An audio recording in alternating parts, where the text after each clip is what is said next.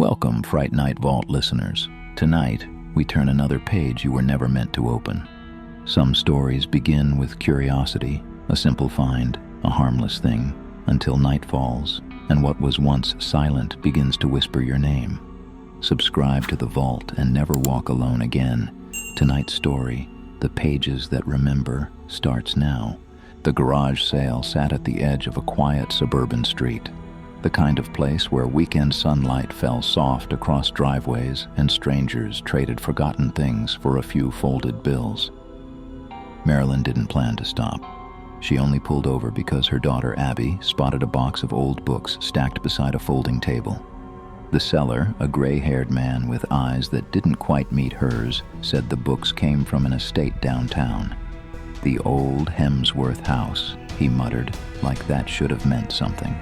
The volume she chose wasn't remarkable at first glance. Worn leather, no title, edges frayed. It smelled faintly of dust and old smoke. Inside, every page was blank, or so she thought when she flipped through it in the sunlight. At home, her husband Tom joked that it looked haunted. Abby laughed and asked if they could use it as a sketchbook. The pages, under the kitchen light, were empty still. Ordinary. Dinner came and went. The book sat on the counter. At one point, Marilyn thought she saw the corner lift, as if a breeze had passed. But the window was shut. That night, when the house settled into quiet, she heard something faint, like someone turning a page in the next room. Tom was asleep. The dog, curled at the foot of the bed, growled once and went still. Marilyn sat up. The sound came again. A slow, deliberate rustle. When she stepped into the hall, the air felt heavier, like she'd walked into another room without moving at all. The book lay open on the dining table below, though no one had touched it. And this time, the pages were no longer blank. At first, Marilyn thought her eyes were playing tricks on her. The pages seemed to shimmer in the low light, faint words pressed into them, not ink, but indentations, like something had been written long ago and faded away.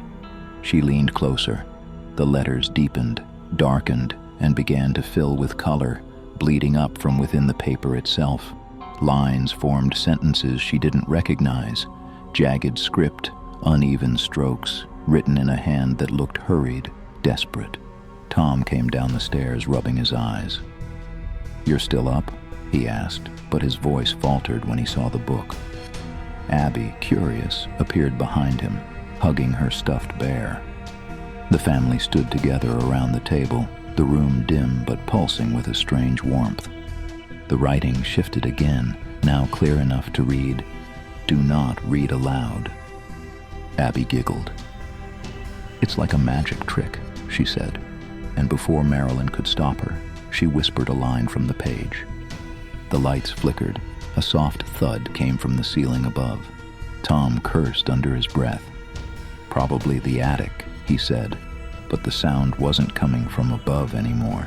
It was behind the wall. Slow, dragging steps. The air smelled faintly of something burnt, paper or hair. Marilyn snapped the book shut. The sound stopped instantly. They all stood frozen, waiting. The refrigerator hummed. The house held its breath. Tom tried to laugh it off. "We're all tired," he said. "It's old paper, probably chemicals reacting to the heat." But when they turned to go back upstairs, Marilyn glanced over her shoulder and saw the book again, still on the table, still closed. Yet one corner of its cover slowly, silently lifted, as though something beneath it wanted to breathe. That night, none of them slept well. Abby dreamed of someone standing in the hallway, tall, thin, and whispering in a voice that sounded like paper tearing. By morning, she told her mother, he said the words weren't finished yet. By the third night, the house no longer felt like theirs. The air had a strange pulse to it, like it was breathing under the walls. Shadows didn't sit still. They twitched, as if trying to take shape. Tom wanted the book gone. He wrapped it in a towel and locked it in the hall cabinet. The door clicked shut, but even from behind it came a faint, rhythmic sound. Woof, woof. Pages turning. That night, Marilyn woke to the smell of smoke. Not burning, burnt, old, acrid, lingering. She followed it to the hallway. The cabinet door was open. The towel lay folded neatly on the floor, untouched. The book sat in the center of the hall rug, wide open. Its pages fluttered, though there was no draft. Words filled every page now, looping, endless lines of text, all repeating the same phrase. "You read, I remember." As Marilyn stared, the ink began to rise, actually lifting off the page like smoke. Letters twisted together, forming shapes that shouldn't have existed, coiling upward into something vaguely human. A figure leaned out of the words, not born from light or shadow, from the paper itself. Its skin was parchment, thin and crackling, eyes hollow indentation, seeping faint red light. It moved like torn pages dragged by wind, joints creaking. Tom shouted, grabbed a fire poker from the fireplace, and swung through it. But the figure didn't break. The iron passed through its body, scattering bits of ash that hung midair before reforming. The entity turned toward him, its mouth opened, edges splitting like paper tearing, and the words poured out, not sound but text, black and curling, splattering across the walls, each letter glowing faintly before sinking into the paint. Every line read the same message. "You brought me home." Abby screamed. The thing looked at her, its eyes flickering like burning pages trying to remember what they once held. Marilyn grabbed the book. For a moment she felt heat radiating through the cover, like it was alive. She opened it and saw her own handwriting staring back, written across the last page in trembling script. "End it where it began." She ran to the kitchen. The garage sale address was still printed on the receipt pinned to the fridge. The Hemsworth house. She didn't think. She just moved.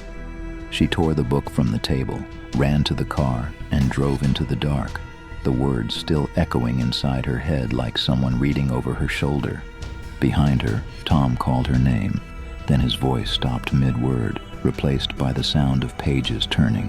The road to the Hemsworth property wound through a stretch of overgrown pines. The moon was thin and low, barely enough to guide her. The house stood at the edge of a dead field, its windows dark, roofline broken, a place left to rot long before she was born. Marilyn left the engine running.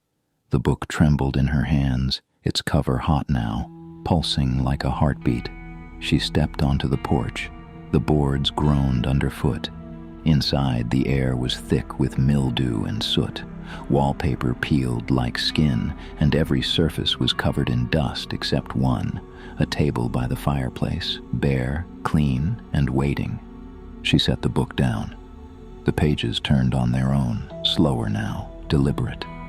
Each one filled with the same phrase scrawled over and over. "Remember me."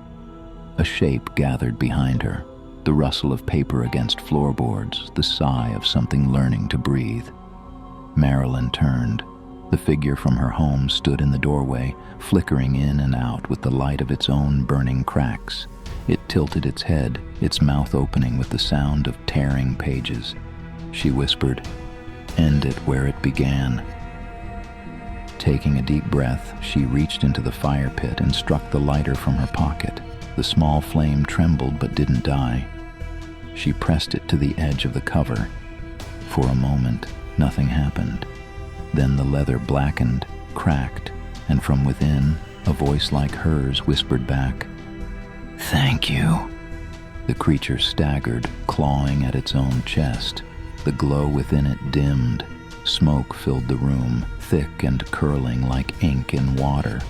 Marilyn backed toward the door, coughing, eyes watering. The sound of pages fluttering rose into a roar, every page in the house turning at once, all around her, like 1,000 unseen books being closed. When she reached the porch, the light inside flared white, then vanished. The fire went out. The night went still. She drove home in silence, the dawn breaking behind her. When she arrived, the house was quiet, too quiet. The walls were bare, the floors clean, no book, no marks, No trace of anything burned or broken. Tom and Abby were asleep on the couch, untouched, breathing steady. Marilyn sat beside them and held her daughter's hand until morning. Later, as she packed the car to leave town for good, she found a single page lying under the windshield wiper, a fragment of parchment, unburned, the ink still warm. It read, "Stories never end. They wait." She let it fall, turned the key, and drove until the sun erased the night behind her. If you made it this far, you're one of us. Subscribe so you don't miss what crawls out next. Slip on your headphones, turn out the lights, and if you ever find a book with blank pages, don't read the first line. If you have a horror story of your own, feel free to drop it in the comments. You never know, the next story could be yours. See you on the next video.